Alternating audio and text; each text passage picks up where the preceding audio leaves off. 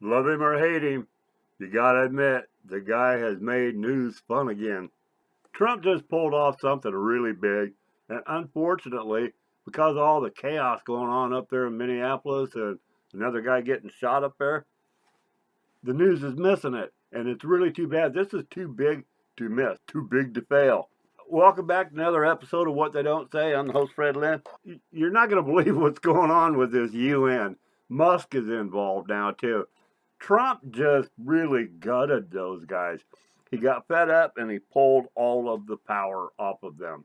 The beauty of this is Trump did this at Davos. He went there to the World Economic Forum where the whole world is watching. All the latest, greatest, all the hotshots are there. All the cool people bring their friends.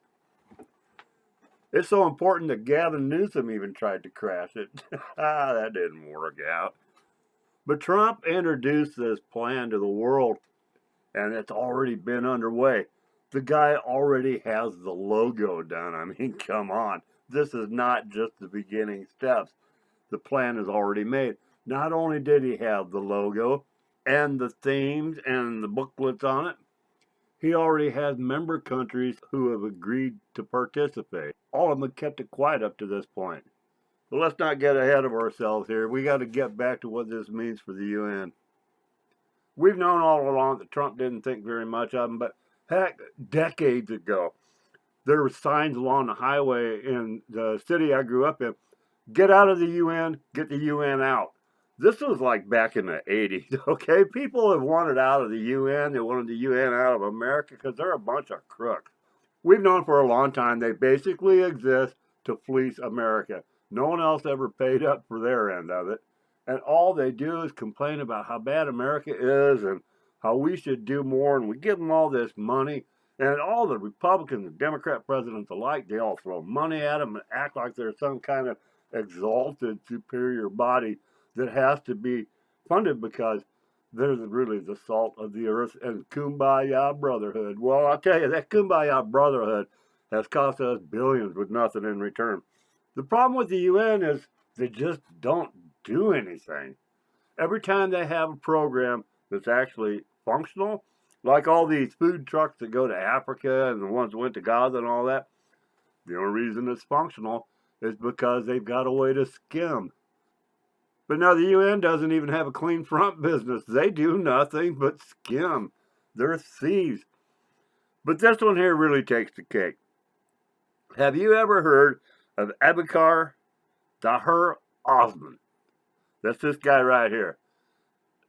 Abikar Dahir Osman. Now, I want to clarify. It's Osman, not Osmond. The man has no relation to Donnie and Marie. So let's just get that out of the way. He just got appointed by the UN to be the head of the UN Security Council. The guy is the Somalian ambassador. The only reason they named him right now to be the head of the Security Council was because Trump has been coming down so hard on Somalia. Not only is he upset about all their thieves and fraudsters and bad immigrants that Obama brought in here, he also dropped some bombs over there. They threw some missiles at some of the Islamic terrorists that are over there. They've got a mess in Somalia. They're out of control. They don't really have a functional government. It's just a bunch of warlords going around killing people.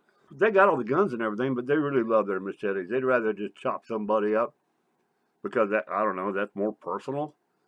It's more fun to make a mess. But that's what they do.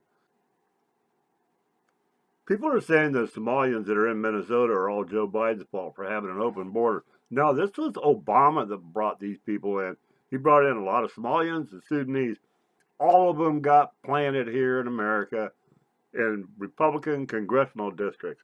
If you wonder why he put so many Somalians in Minnesota, it's because he knew that was a long way from anywhere he was ever going to live because they don't put them in their own neighborhoods. The thing about the violence from these Somalians, they are so primitive and so bizarre that the street gangs in Minnesota were afraid of them as soon as they showed up. And this is our old tried and true street gangs. They got ties to the Bloods and the Crips and all that other crap you hear of. And they were shocked by the violence of these Somalians with their machetes. The Somalian gangs They just put their new gangs together real quick and started taking over the hood. And the Crips and Bloods are hiding in their basements saying, oh man, what we gonna do about these motherfuckers? Somalia is a very unsecure country. So why would they promote the ambassador from Somalia to what is supposed to be the head of the world's most prestigious security council? What the guy know about it? The guy doesn't know anything about security. The only time he experienced it was when he was living in America. And what happened in America? The guy comes in, takes advantage of our good graces, our education, the easy open system that we've got available to everybody. And he sets up a healthcare company that's fraudulent, steals millions of dollars, bucks the hell out of the country, and it goes unannounced until Musk all of a sudden digs it up. Musk wants this guy locked up. And here the UN is promoting him right under Donald Trump's nose, right in his face. There's a reason it was calculated to do that right at that moment, because Musk is already calling the guy a criminal fraudster who should be arrested. That's why the UN did that. They did it to America, they did it to Trump, and it was a snub, it was an insult, it was deliberate. And they're going to pay the price for this. They come to America and get educated, and they either stay and plunder us, or they go back to their own country and figure out ways to plunder us.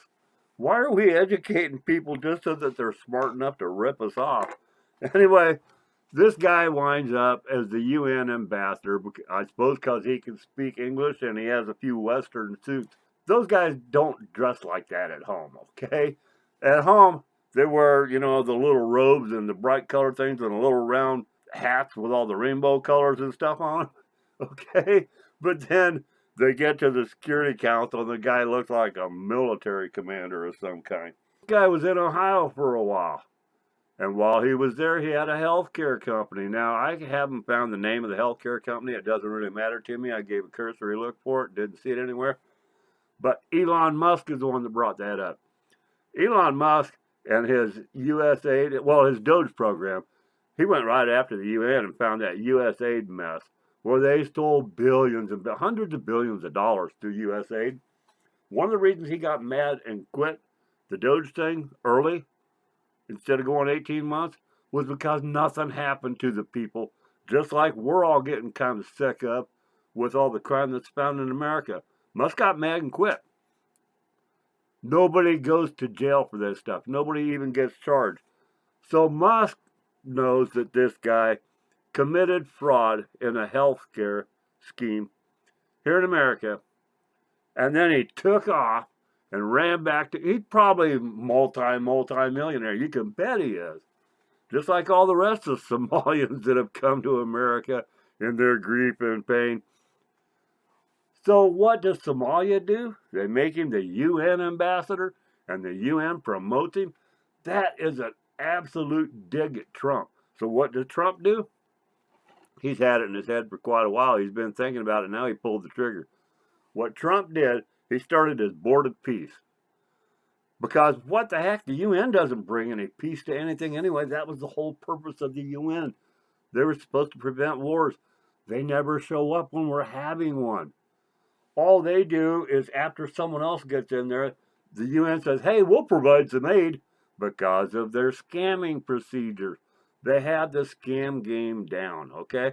It's just like opening a casino and having the mob show up, take over, and then, they take 40% off the top, right? That's the UN. It's organized crime. The UN is strictly organized crime to fleece America.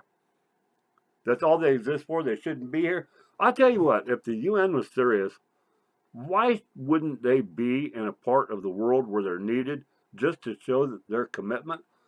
The best place to put the UN right now, to seat it, would be in Africa. They're involved in the middle of a mess down there in Haiti. We know that Haiti's government fell apart. Literally, it fell apart. They don't have a government. Haiti got taken over by a street gangbanger, goes by the name of Barbecue. And I am not kidding. This is a fat local boy, and he goes by Barbecue. That's his thug name. About 18 months ago, the UN says, we're going to get to the bottom of this. We're going to install another government. And they go down there. They've been there for about 18 months. And they've got a little compound with a bunch of guards, and they hide in there. And they have some guy that they said, well, he's going to be the interim president. They don't dare leave their little fort. Barbecue is still running the joint. He's a murderous gang thug, just like the ones we have on the streets in some of the cities. So meanwhile, we've got the UN Security Council that can't even control a street gang in Haiti addressing all the world war problems. They don't even show up. They sent that little office full of people down there to Haiti with enough security to keep the fort safe. But where's the UN security forces? After all this time, they still don't have them. They went down there because they thought if they got there, the U.S. would start putting money into it and that they'd be able to skim off that money like they always do. They've been sitting down there all this time, twiddling their thumbs, hiding inside their fort because Trump isn't falling for it. They aren't doing anything in Ukraine. They didn't do anything in Gaza. If they show up, it's just to rip us off. They're pointless.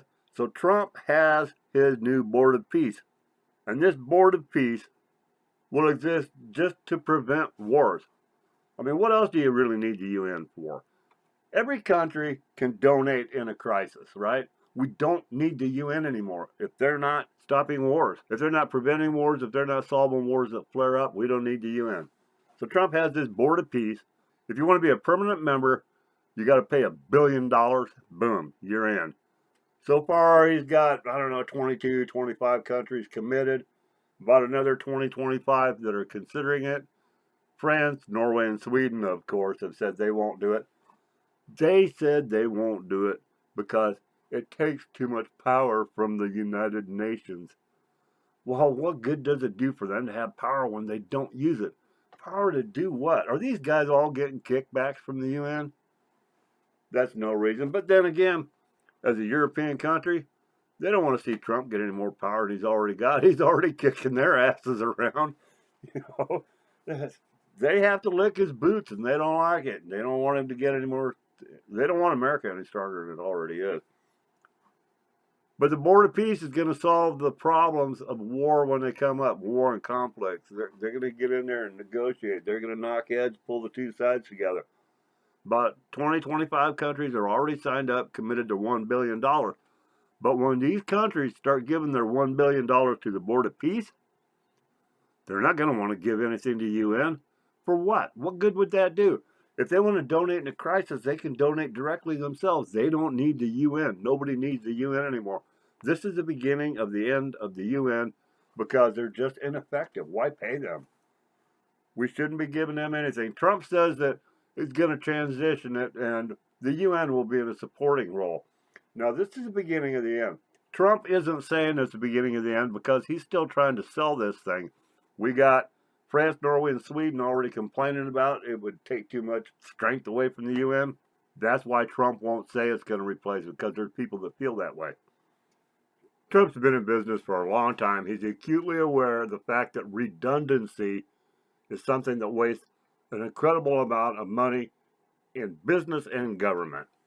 Having the UN and the Board of Peace is redundancy.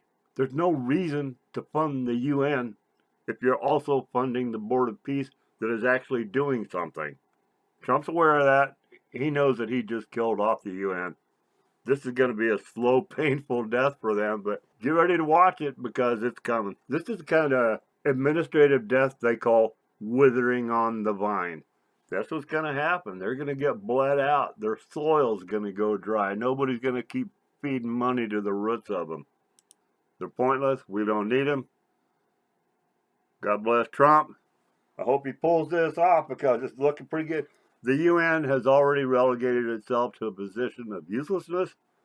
So somebody needs to step up and do the job that they're refusing to do. We got to support this. We got to get it right. We got to get it right, and maybe if we do, God will continue to bless this great country of ours. Thanks for listening.